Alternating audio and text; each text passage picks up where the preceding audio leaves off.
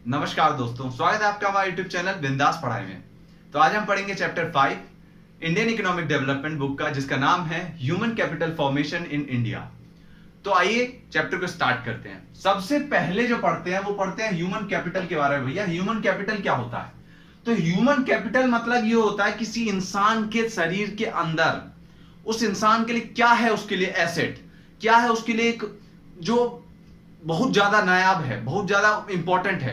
शरीर के बाहर की बात नहीं कर रहे भैया। शरीर है मेरा, मेरे शरीर के अंदर मेरे लिए ऐसा कौन सा एसेट है, ठीक है? तो यहां पे कौन सा एसेट है हम मेरे लिए? एक्सपर्ट स्किल है एसेट, जो मैंने स्किल सीखी है। मान लीजिए कारपेंटर जो होता है वो लकड़ी काटने का स्किल सीखता है कि भैया धाए धाए धाए धाए करके 5 मिनट में लकड़ी काट के रख देता है। और किसी को बोलोगे तो भैया लकड़ी काट पाएगा क्या उतना स्पीड से? नहीं काट पाएगा। क्यों? क्योंकि उसके पास स्किल है भैया, नॉलेज, कि भैया मैंने जो पूरे अपने लाइफ में जो नॉलेज गेन किया है वो है मेरे लिए एक एसेट, मेरे लिए एक पूंजी है वो। ह्यूमन कैपिटल का मतलब क्या होता है हिंदी में? मानव पूंजी। मनुष्य के लिए क्या है उसके अंदर? पूंजी।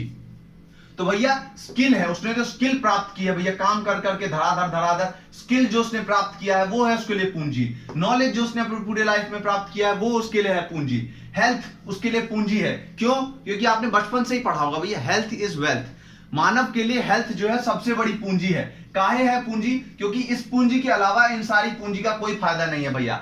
किसी का हेल्थ ही खराब है, कैंसर हो गया, बेचारा निपट गया, क्या कर लेगा स्किल हासिल करके? क्या कर लेगा नॉलेज हासिल करके? घंटा कुछ नहीं उखाड़ पाएगा। लेकिन उसका जब हेल्थ सही है तो ये सारे का काम कर सकता है, सारे का हेल्प लेके अपने लाइफ में बहुत ज्यादा आगे बढ़ सकता है। लेकिन हेल्थ सही नहीं है तो भैया सबका 0% फायदा है, ठीक है? तो यहां पे और क्या हमारे लिए पूंजी है हमारे शरीर के अंदर? एक्सपर्टीज। मैंने जो एक्सपर्टीज पूरे हासिल की है पूरे अपनी लाइफ में भैया, जो कारपेंटर होता है उसके अंदर भैया किस चीज का एक्सपीरियंस होता है? लकड़ी काटने का। धाए धाए करके 5 मिनट में लकड़ी काट के रख देता है। लेकिन और किसी को अगर उसके फील्ड में एक्सपीरियंस की बात करेंगे, क्या उतना एक्सपीरियंस होगा किसी एक सीए को या फिर किसी एक आईएएस ऑफिसर के? नहीं होगा। उसको अपनी फील्ड में एक्सपीरियंस है, उसको अपनी फील्ड में स्किल है, उसके पास अपनी फील्ड का नॉलेज है, उसके पास अपनी फील्ड का एक्सपीरियंस है भैया। तो यहां पे ये सारी चीज जो है सारे इंसानों के लिए अलग अलग होती है, और जिनके अंदर ये सारी चीजें होती है वो होता है भैया क्या? Human capital. जिनके अंदर सारी चीज होती है वो ह्यूमन कैपिटल होता है कंट्री के लिए। लेकिन एक इंडिविजुअल के लिए क्या होता है? उसके शरीर के अंदर ह्यूमन कैपिटल वो होता है उसने जो एक्सपर्टीज, स्किल, नॉलेज, हेल्थ, उसके जो एक्सपीरियंस है, ये सब होता है एक इंसान के लिए। मेरे लिए मेरा ह्यूमन कैपिटल क्या है? मेरे लिए मेरी पूंजी क्या है शरीर के अंदर? ये सारी चीजें। अब अगर कंट्री के रेफरेंस में बात करें, कंट्री के लिए ह्यूमन कैपिटल क्या होता है? जो कंट्री में जो पॉपुलेशन के पास ये सारी चीजें हैं, जिसके पास नॉलेज है, जिसके पास एजुकेशन है, जिसके पास अच्छी हेल्थ है, जिसके पास स्किल है अपनी फील्ड में, जिसके पास एक्सपीरियंस है, एक्सपर्टीज है अपनी फील्ड में, तो यहां पे वो क्या है? कंट्री के लिए ह्यूमन कैपिटल क्या काम कर रहा है। लेकिन एक इंडिविजुअल के लिए अगर ह्यूमन कैपिटल का बात करें, उसके लिए मानव पूंजी क्या है? उसके शरीर के अंदर जो ये सारी चीजें हैं, ठीक है?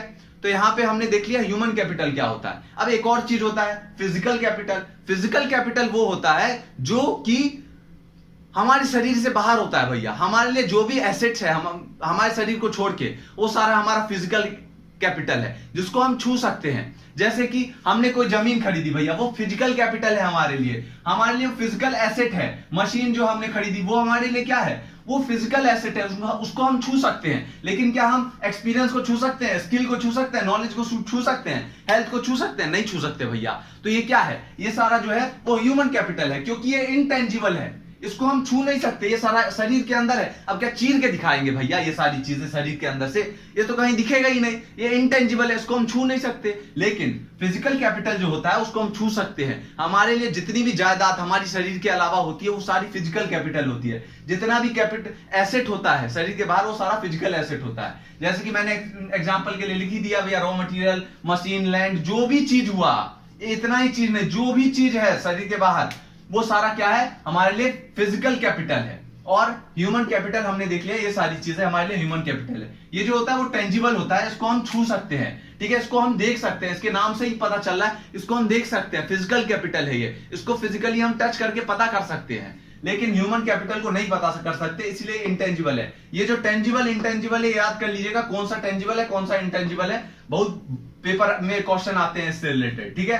तो यहां पे हमने देख लिया ह्यूमन कैपिटल अब क्या होता है। अब ह्यूमन कैपिटल फॉर्मेशन का मतलब क्या होता है कि कंट्री ने जितना ह्यूमन कैपिटल फॉर्म किया है, नए जितने भी ह्यूमन कैपिटल आए हैं, जो कि जिनके पास ये सारी चीजें हैं, नई जितने कंट्री ने ह्यूमन कैपिटल फॉर्म किया है किसी एक टाइम पीरियड में, वो क्या है, कंट्री के लिए ह्यूमन कैपिटल फॉर्मेशन, उसने इतने सारे ह्यूमन कैपिटल अपने कंट्री में बनाए हैं उस कंट्री ने, ठीक है। तो यहां पे एक कंट्री के रेफरेंस में बात करें तो ह्यूमन कैपिटल फॉर्मेशन का मतलब क्या होता है कि उसकी कंट्री में जितने भी नए ह्यूमन कैपिटल फॉर्म हुए हैं एक पर्टिकुलर पीरियड ऑफ टाइम में, जैसे कि एक साल में जितने भी ह्यूमन कैपिटल फॉर्म हुए हैं वो सारा क्या आ जाएगा, ह्यूमन कैपिटल फॉर्मेशन में आ जाएगा भैया, ठीक है।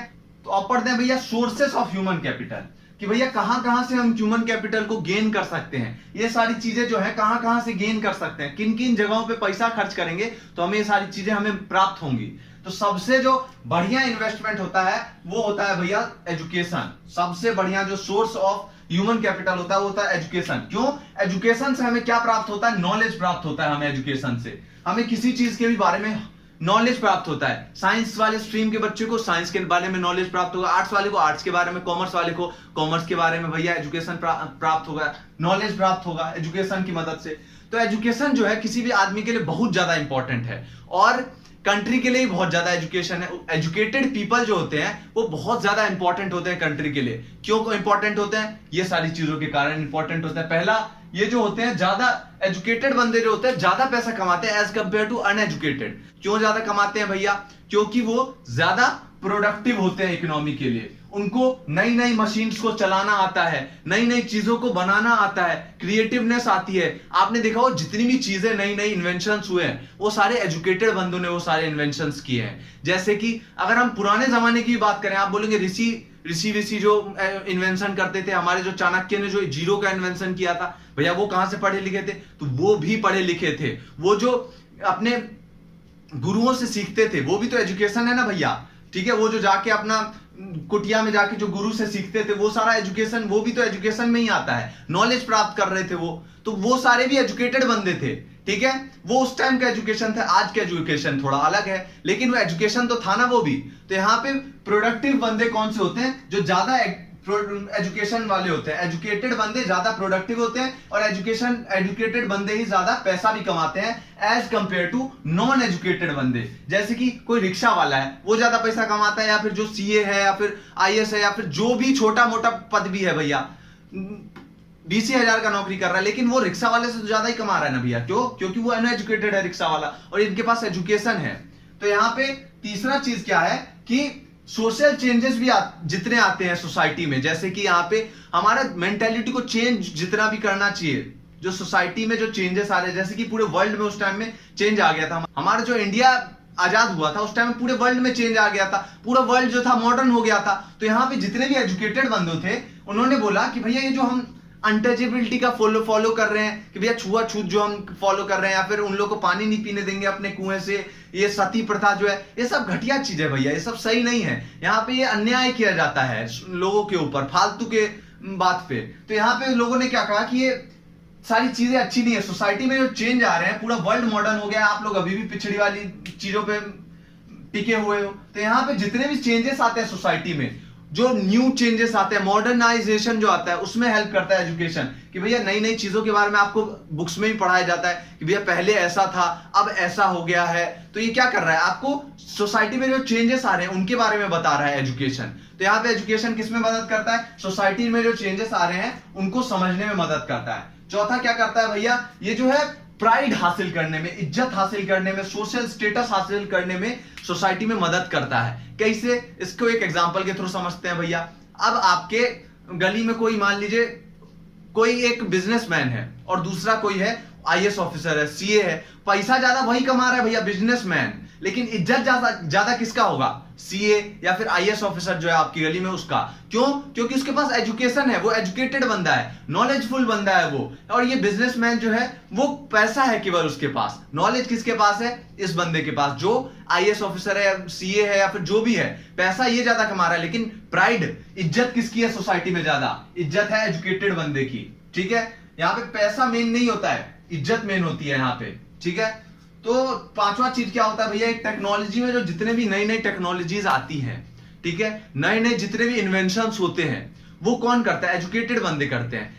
नई टेक्नोलॉजी का यूज कौन करता है? न्यू टेक्नोलॉजी का एजुकेटेड बंदे करते हैं। अब आप अगर बोलोगे लेबर से, कोई लेबर काम कर रहा है फैक्ट्री में, उसको बोलेगे तुम्हें मशीन चला भैया, जो बहुत हाईटेक मशीन है, तो वो चला पाएगा? नहीं चला पाएगा। अब वो ही चलाने के लिए आप इंजीनियर को बुलाओगे कि भैया आप चालू करो इस मशीन, वो सट से चालू कर देगा। वो जो एक मशीन है वो 10-10 लेबर का काम कर देगी। तो यहाँ पे क्या कर रहा है कि नई टेक्नोलॉजी को है वो चलाना जानता है, नई टेक्नोलॉजी के साथ वो ज्यादा फेमिलियर है, वाकिफ है वो। और जो नॉन एजुकेटेड बंदे हैं, अनएजुकेटेड है, वो उनके पास नॉलेज ही नहीं है भैया मशीन को चलाने का, तो वो नहीं चालू कर पाएंगे। और मशीन जो है वो ज्यादा प्रोडक्टिव होती है एज कंपेयर टू जो लेबर होता है उससे। तो यहाँ पे इसीलिए प्रोडक्टिव भी ज्यादा होता है इकोनॉमी के लिए। जो हमारे एजुकेटेड बंदे होते हैं वो पैसा भी ज्यादा कमाते हैं, दूसरा हमारी नई नई न्यू टेक्नोलॉजी, न्यू मशीन्स का यूज करते हैं और ज्यादा प्रोडक्टिव होते हैं। जैसे कि आप एग्जांपल समझ लीजिए, ग्रीन रिवॉल्यूशन जो आया था, उससे पहले हम लोग पुरानी टेक्निक का यूज कर रहे थे भैया, कि अपना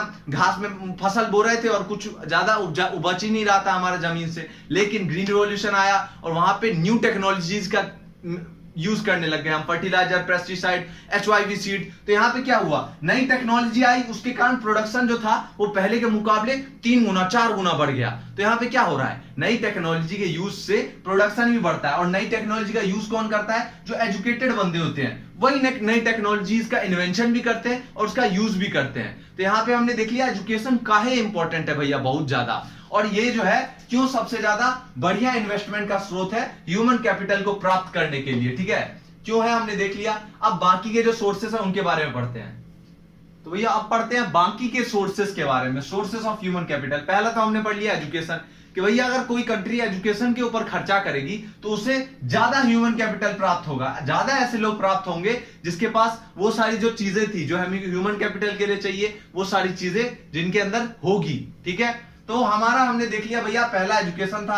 दूसरा जो था, अगर हम हेल्थ पे खर्चा करेंगे भैया तो क्या होगा, ज्यादा से ज्यादा हमें ह्यूमन कैपिटल प्राप्त होगा। कैसे प्राप्त होगा? अब मान लीजिए कोई बुखार है, किसी को जुकाम हो गया, निपटने की हालत में, और बोल रहा है नहीं खर्च करूंगा मैं अपने उसके ऊपर, मेरे पास सब कुछ है, बाकी का स्किल जितना चीज चाहिए वो है। अब भैया सारा चीज है, आपके पास हेल्थ ही नहीं है, आप जिंदा ही नहीं रहोगे, क्या फायदा सारा चीजों का? उनका 0/लुल का फायदा हो गया। तो यहाँ पे हेल्थ जो है वो बहुत ज्यादा इंपॉर्टेंट है ह्यूमन कैपिटल के लिए। अब अगर हेल्दी पर्सन ही नहीं होंगे, हेल्दी एजुकेटेड बंदे नहीं होंगे किसी कंट्री में, वो सारे निपटने की ही हालत में होंगे, तो ऐसे ह्यूमन कैपिटल से क्या फायदा, ठीक है। वो ह्यूमन कैपिटल अपना पूरा 100% नहीं दे पाएंगे, अपना मरगिल्ले जैसे जाएंगे ऑफिस, अपना मरगिल्ले जैसे आधा सीधा काम करके अपना आ जाएंगे। उनके हेल्थ जो हेल्दी बंदे होंगे वो ज्यादा प्रोडक्टिव होंगे हमारी कंट्री के लिए, या फिर वो अपने लिए भी ज्यादा प्रोडक्टिव होंगे। तो यहाँ पे हेल्थ पे खर्चा करना भी बहुत ज्यादा इंपॉर्टेंट है ह्यूमन कैपिटल के लिए। सोर्स ऑफ ह्यूमन कैपिटल जो है वो हेल्थ भी बहुत इंपॉर्टेंट है एजुकेशन की तरह।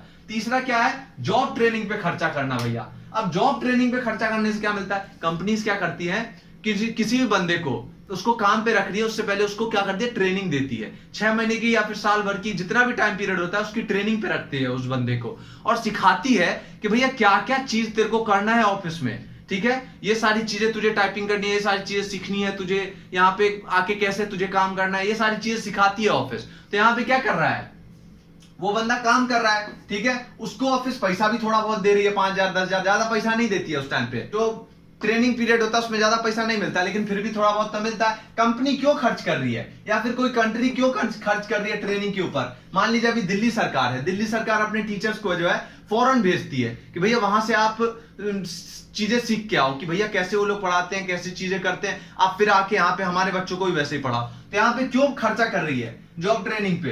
क्योंकि उससे जो है ज्यादा नॉलेज प्राप्त होगी, उससे ज्यादा एक्सपीरियंस प्राप्त होगा, उससे ज्यादा एक्सपर्टीज प्राप्त होगा, ठीक है। तो यहाँ पे ज्यादा स्किल्स, सारी चीजें जो है ज्यादा प्राप्त होगी। इसलिए एक बहुत बढ़िया जरिया है जॉब ट्रेनिंग पे खर्चा करने का, ठीक है। ह्यूमन कैपिटल को प्राप्त करने में जॉब ट्रेनिंग पे अगर हम खर्चा करेंगे तो एक ह्यूमन रिसोर्स को, जिसको कुछ नहीं आता है भैया, बेचारा ऐसा ही है, उसको हम ह्यूमन कैपिटल को बना सकते हैं, ह्यूमन कैपिटल के तौर पे बना सकते हैं। जिसको कुछ नहीं आता है उसको सब कुछ सिखा के एक बढ़िया ह्यूमन कैपिटल तैयार कर सकते हैं अपनी इकोनॉमी के लिए या फिर अपनी कंट्री के लिए, ठीक है। अब पढ़ते हैं भैया माइग्रेशन के बारे में। माइग्रेशन पे खर्च करने से हमें ह्यूमन कैपिटल की प्राप्ति कैसे होती है? अब मान लीजिए कोई बंदा है, ठीक है, स्टूडेंट है, वो गांव में पढ़ता है, 10वीं तक गांव में पढ़ा है, उसको जाना है शहर पढ़ने के लिए, तो शहर जो वो जाएगा, शहर जाने में जो एक्सपेंडिचर करेगा, खर्च जो करेगा, वो उसको टिकट खरीदना पड़ेगा भैया, वहां पे जाके महंगा, वहां पे रहना सहना सब महंगा है शहर में।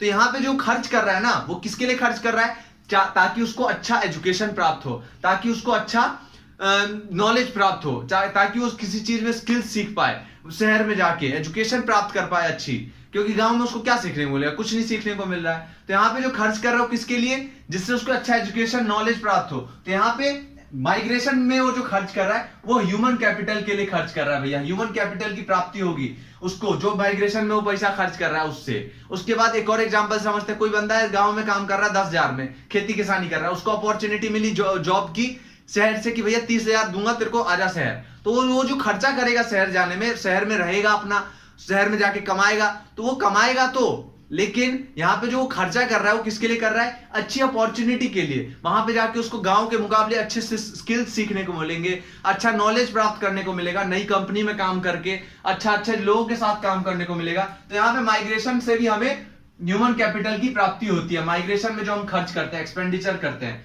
पांचवा क्या है भैया? इंफॉर्मेशन गेन करने में, एम्प्लॉयमेंट मार्केट के बारे में, कि भैया कौन से काम में कितना पैसा है, कौन सा काम कैसा है, उसमें क्या करना पड़ेगा, ये सब की जो ज्ञान है वो कुछ लोग होते हैं, कुछ इंस्टीट्यूशंस होते हैं, या फिर कुछ कोचिंग होती है, वो सब ये सारा ज्ञान देती है। ठीक है, अब वहां पे कोई है बच्चा, वो जा रहा है सीखने के लिए, भैया कौन सा मेरे को जॉब पाना चाहिए, उस जॉब में कैसा काम है, क्या क्या करना पड़ेगा, कौन से मेरे को क्वालिफिकेशंस चाहिए उस चीज के लिए। तो ये सारा ज्ञान प्राप्त करने के लिए वो पैसा देता है उसको, इंस्टीट्यूशन को, और उससे ज्ञान प्राप्त कर रहा है। तो यहाँ पे वो खर्चा कर रहा है, वो बंदा, वो जो स्टूडेंट है वो खर्चा कर रहा है। क्यों खर्चा कर रहा है? जिससे उसको एम्प्लॉयमेंट मार्केट के बारे में ज्ञान प्राप्त हो, और यहाँ पे वो नॉलेज के लिए खर्चा कर रहा है। ठीक है, नॉलेज के लिए, वो इंफॉर्मेशन गेन करने के लिए खर्चा कर रहा है। तो यहां से भी उसको ह्यूमन कैपिटल की प्राप्ति होगी। क्यों?